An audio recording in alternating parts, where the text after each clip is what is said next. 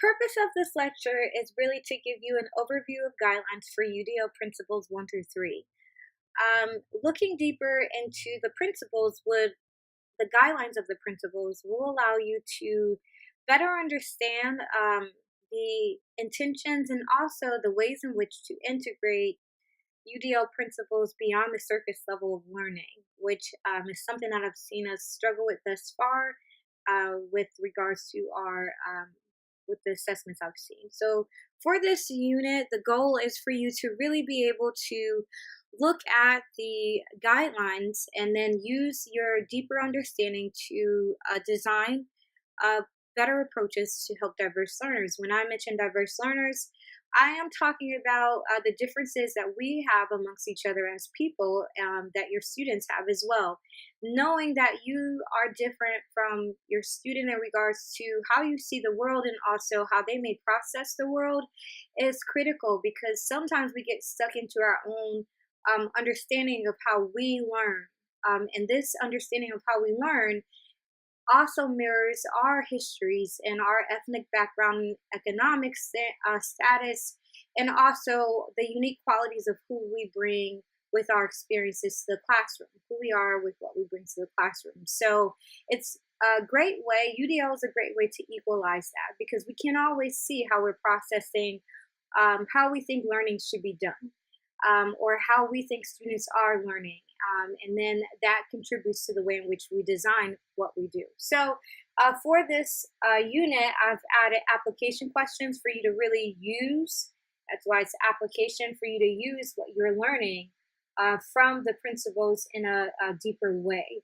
The last two modules were just a brief kind of introduction, but this is a deeper analysis into what the principles are. So let's go into principle 1. Provide multiple means of representation. What that means is that you're providing multiple options for perception, and also you're providing options for language, for mathematical expressions, and also symbols, which means that you're clarifying vocabulary and symbols, you're clarifying syntax and structure, you're supporting decoding of text, mathematical notations and symbols, and you're promoting understanding across languages, and you're illustrating through multiple media. So it's not just about you putting up a screen that's saying this is a square and this is a triangle. No, you are showing connections and integrating these differences into the student's learning process in the way in which they uniquely learn how to acquire new information. So here you have this funny comical scene where the one student says, this is a 6. No, this is a 9. Why does that matter? Because offering multiple options with how we display text is super important, as it gives opportunity for students to connect their background knowledge with the images that they're seeing.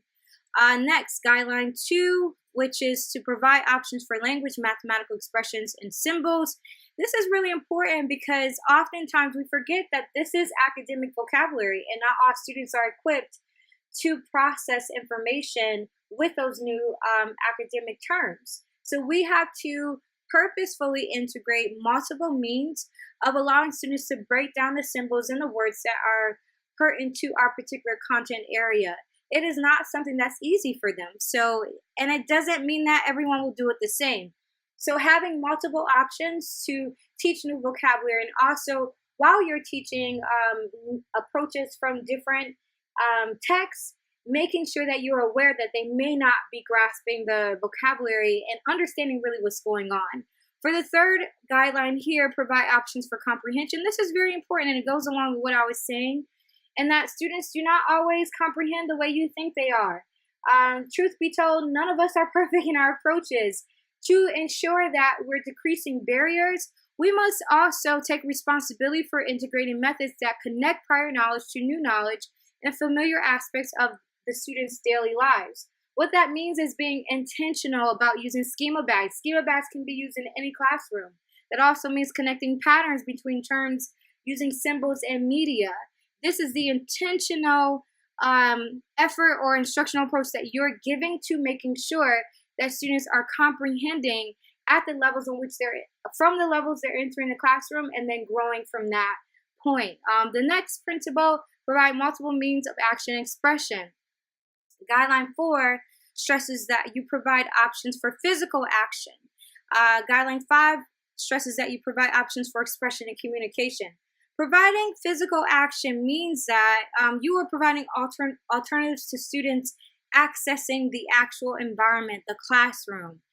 Consider the dynamics within your classroom. Is everything in a particular way where students have to navigate it in the same manner, or are you considering all the different ways in which students may need to navigate the environment, such as accessibility tools that are used in your classroom, or the way in which you enforce the use of pencils or pens?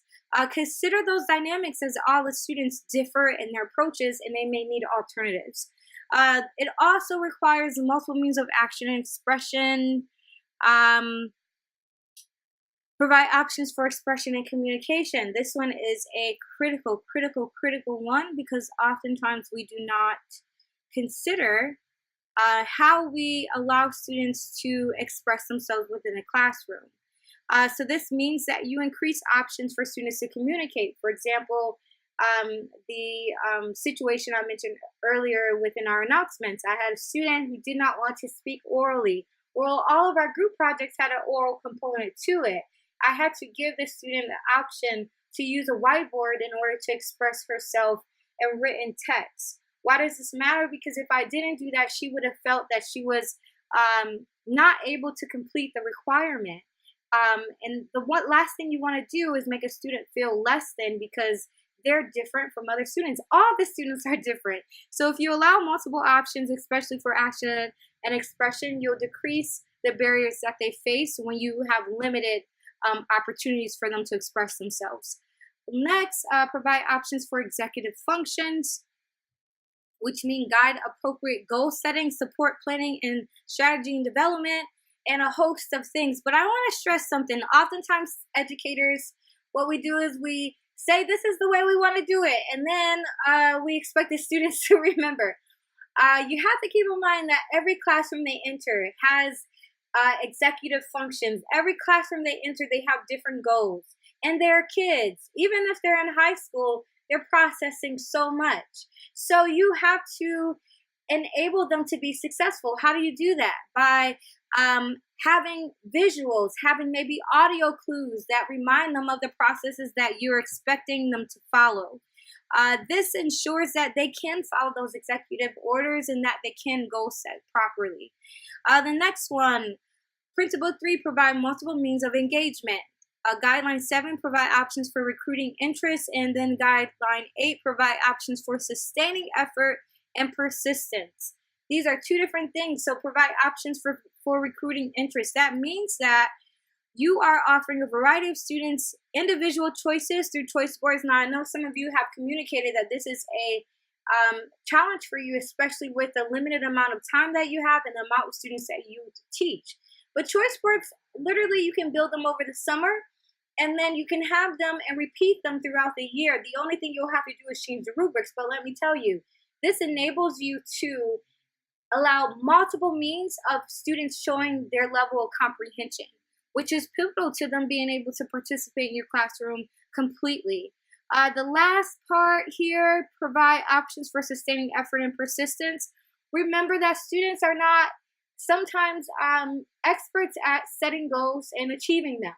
Showing them how to do this is critical for them to actually achieve the goals that you set for them. And I laugh because sometimes we forget that they don't understand how to get through to the process. They may understand the goal, but may not understand how to achieve it. So you need to provide options for them being able to sustain the efforts that you put into play for them to be able to achieve. The next principle, provide multiple means of engagement.